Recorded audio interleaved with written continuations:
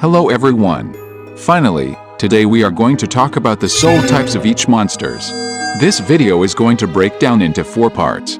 First, we will talk about some of the famous theory being the 7 deadly sins, and also the 9 circles of hell. Secondly, we will talk about the 5 notes from E that has already explained each of those monsters, in order to analyze how they are being built as a particular soul type.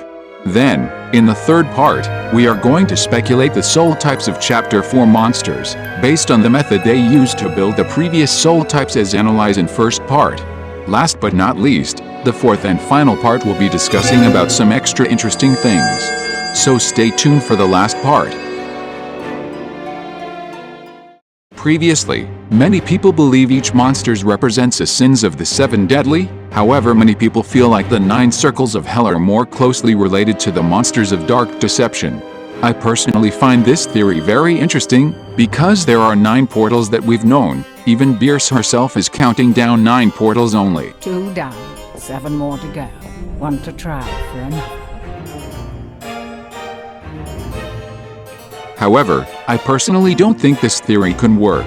Because what about the rest of the portals beyond level 9? We are getting more than 3 levels in Chapter 5, remember? So we might have total of 12 portals or more. Also, don't forget that we are gonna have another 10 or more portals of different enemies in Dark Deception too.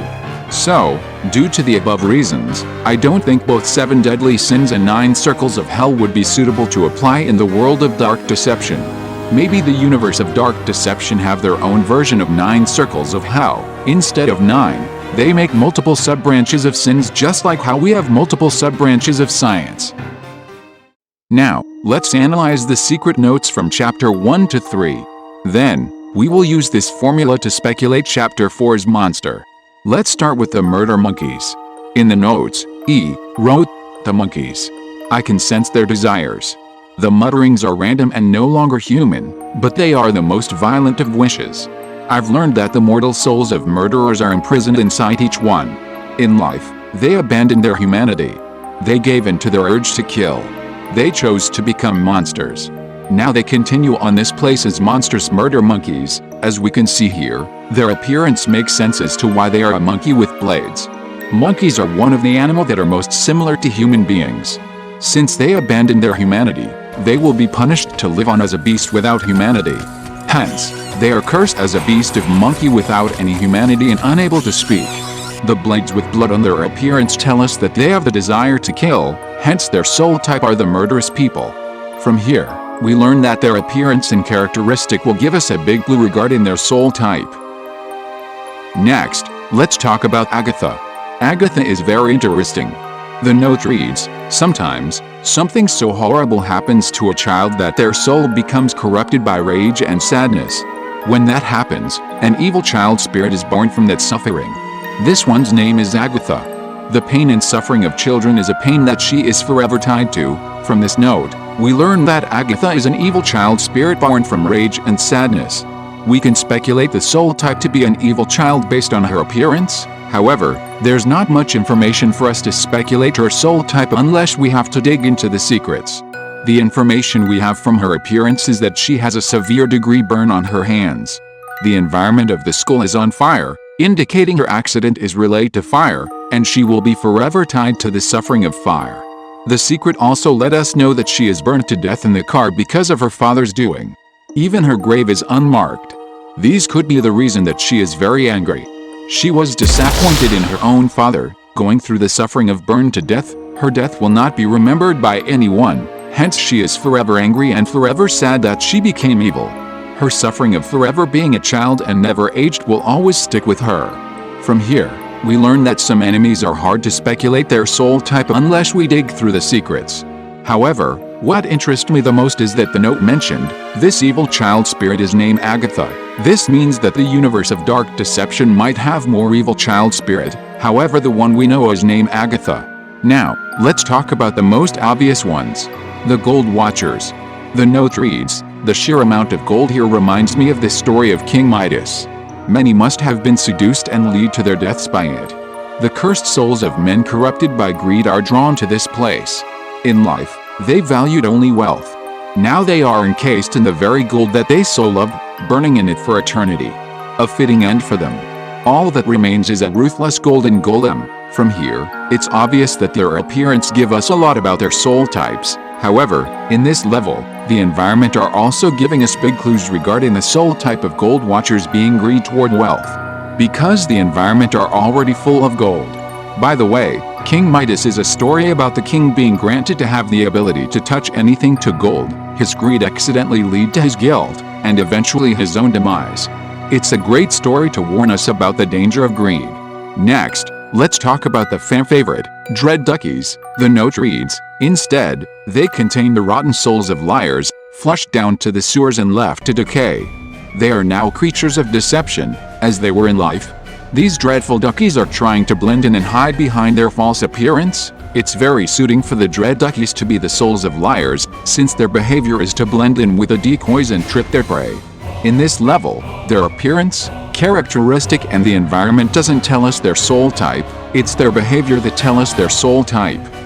Last but not least, let's move on to Clown Gremlin before we start speculating the soul types of Chapter 4 monsters. The final note reads, I know their soul type. They are the wretched people that like to troll. They spent their lives antagonizing and provoking others with a twisted pride. The actions of small-minded cowards. Causing misery to others was just a source of amusement for them. Now they are cursed to exist as the twisted little clown gremlins that they always were. One of many and eternally part of the circus, this is one of the best explanation. They combine the appearance, characteristic and environment for this soul type. We all know clowns like to do prank, hence the troll attribute. Those who like to troll are usually prank for the reason of their own pride. It's their only source of entertainment and amusement. Hence, the circus environment makes sense. It's the only place for the trolls to be cursed to live their life in an amusement park, forever punished as the jokes of others. Finally, this is the part everyone have been waiting for. Let's start with the easiest one. Joy Gang. Based on the observation from Chapter 1 to 3, these are the attributes that we have to look into before we start to make a judge to their soul type. So what do we know about the Joy Gang? Let's start with the appearance. All three of them are animal mascot, but deep down, they are all robots being programmed for the designated tasks. This gives us a lot of idea as to deriving their soul type. Then, the most interesting part would be their characteristics. Let's look into the members one by one. Lucky's characteristic is that he is a sadistic psycho character and he is the leader. Then Hangry has the characteristic of physically strong, always hungry and always angry. Last but not least, Penny has the characteristic of being a stalker just like Anno from Yandere Simulator. She will be crazy for anything she loves. So from here we know they are all sorts of craziness. They are also in a gang, which means they have a great teamwork for sure. I know I've been talking a lot, but stick with me, so that we are on the same page when you hear my speculations. As for the hidden secrets, we really can't do anything about it. Next, their environment will be in a theme park, which gives me an idea to forge their soul type. Last but not least, their behavior. Lucky has speed boost, meaning he could be impatient. Hangry has the ability to bust through the doors, obviously he is the manifestation of physical strength. Penny has the ability to fly and to throw eggs, which didn't give us a clue just yet. Now that we have fully analyzed what we have, I can speculate that Joy Gang are the souls of those who like to bully people. Because that's what usually a gang do, they like to bully people in order to raise their confidence. The reason why I speculate their soul types to be the bullies but not crazy people, it's because I feel like crazy and mental illness is not a sin. However, bully people are a sin. Hence, it's more appropriate to put them as bullies.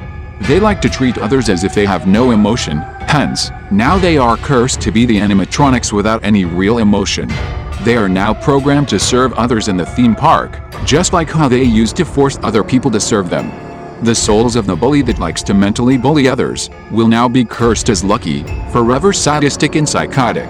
The souls of the bully that always like to physically bully others will forever be cursed as Hangry, even though he has strength, but he will always be hungry and angry. The souls of those who always supports the bullies will be forever cursed as Penny, forever admire the Lucky the bully and forever be crazy for Lucky. So technically, they are all sorts of the bullies. Next, let's do Mama Bear and Trigger Teddy. Let's start with the appearance. They are both teddy bears with something sinister hiding within the fabric. As for their characteristics, Mama Bears is definitely the type of mother that overprotective over her children. Hence, if anything is wrong, she would blame others, but not her own children. As for the trigger teddies, they are the babies that doesn't talk but to obey their mother. As usual, let's skip the secrets. The environment of this level is the cabin in the woods and also a giant cave. This doesn't give us much to work with. Last but not least, the behavior. Mama bears have the ability to constantly give birth to more babies. As for trigger teddies, we don't know much about them yet. So that's all we have. However, it's enough to make a speculation for their soul type. Bears are the most famous example of mammals when it comes to parenting. I really love the bear's attribute when it comes to the topic of parenting. Hence, I speculate that Mama Bear's soul type would be the souls of the parents that did a very terrible job at parenting. Done properly, parenting is a heroic act. Done properly. It could be the parents that used to always overly protect their child, corrupting them as a person as they grow. Hence, this explains Mama Bear's characteristic. My second assumption would be that the soul of Mama Bear could be the souls of the parents that used to abandon their children. Now, they are cursed to forever live as the parent of many children, being the Mama Bear of many trigger teddies.